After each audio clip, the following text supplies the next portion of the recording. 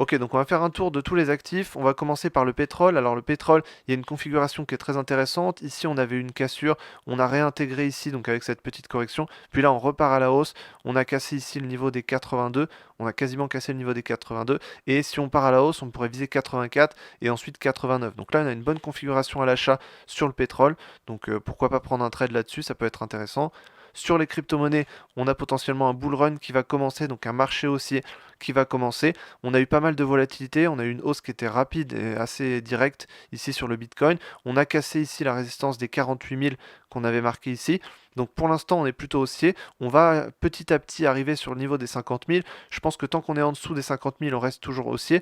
Si on casse les 50 000, bien sûr, on sera toujours haussier, mais il faudra faire attention parce qu'on sera peut-être en surachat. Donc il y aura peut-être une correction qui va arriver. En tout cas, pour l'instant, on est plutôt haussier et ça pourrait continuer à mon avis.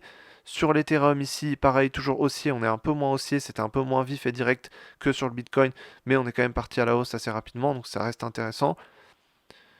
Sur les indices américains, donc le S&P 500, on a une configuration qui est très intéressante, toujours à la hausse ici. On a une hausse qui a été vive, qui a été rapide et assez directe ici, donc ça c'est plutôt intéressant. On est arrivé sur le niveau des 5000, on a cassé les 5000, donc on est sur un record historique sur le S&P 500. Donc bonne configuration pour rentrer à l'achat ou faire du trading à l'achat.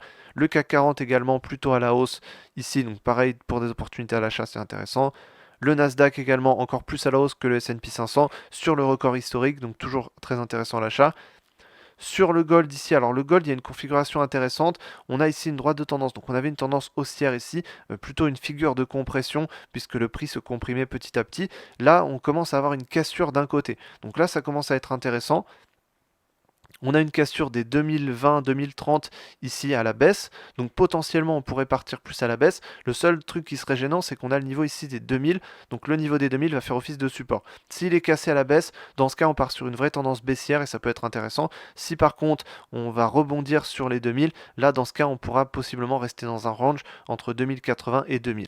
Donc pour l'instant, voilà, on a quand même une cassure qui est arrivée, donc il y a une opportunité intéressante, mais il faudrait qu'on casse les 2000 à la baisse pour qu'il y ait vraiment quelque chose d'intéressant. Sur l'euro-dollar également, on a une tendance baissière qui avait commencé suite à cette cassure. On avait atteint l'objectif ici sur 1,075. Là, on commence à corriger et à repartir potentiellement à la baisse. Donc là, ça peut être intéressant. On a une nouvelle baisse qui va pouvoir commencer ici. Si on réajuste le niveau ici, voilà, on a quand même un niveau de support ici sur 1,072. On a un niveau de support qui est intéressant, mais pour l'instant, on reste quand même plutôt baissier. Donc il y a une bonne opportunité à la baisse sur l'euro-dollar ici. Ça peut être intéressant. Sur le GBP-USD, toujours dans un range entre 1,28 et 1,25. On est à peu près au milieu. Plutôt une opportunité à la baisse, mais c'est pas forcément très intéressant ici. Sur l'USD CHF, alors ici pareil, on avait cassé à la hausse cette fois-ci, on était revenu dessus, donc revenu sur le niveau qu'on avait cassé ici. Et ensuite, on est reparti à la hausse. Donc là, on repart à la hausse. Plutôt une tendance haussière sur l'USD CHF. On pourrait viser ici le niveau des 0,885, 0,89 ensuite. Donc là, on a une configuration intéressante. Sur l'USD-Yen, on a à peu près une configuration similaire. On a une tendance haussière qui avait démarré suite à la cassure baissière ici. Donc une opportunité plutôt à l'achat. On est ici sur le niveau des 149 qui est un niveau de support important. Donc on vient rebondir dessus et on pourrait arriver sur le niveau des 152 assez rapidement. Donc là c'est intéressant. Sur la UDUSD, pour l'instant, voilà, tendance plutôt baissière, mais pour l'instant, on a du range, donc pas forcément le plus important, le plus intéressant à ce moment-là.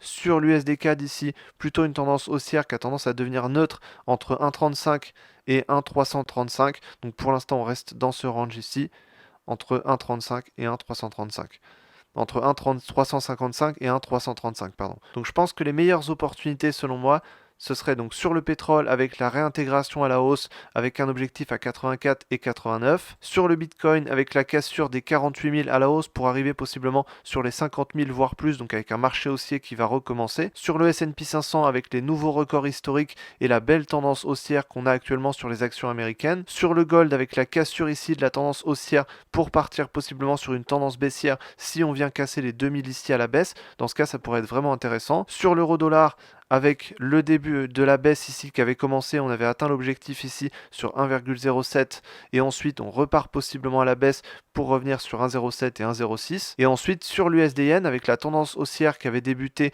fin décembre pour arriver sur le niveau des 149 qu'on a cassé à la hausse sur lequel on rebondit pour arriver possiblement sur le niveau des 152. Donc là ça pourrait être intéressant.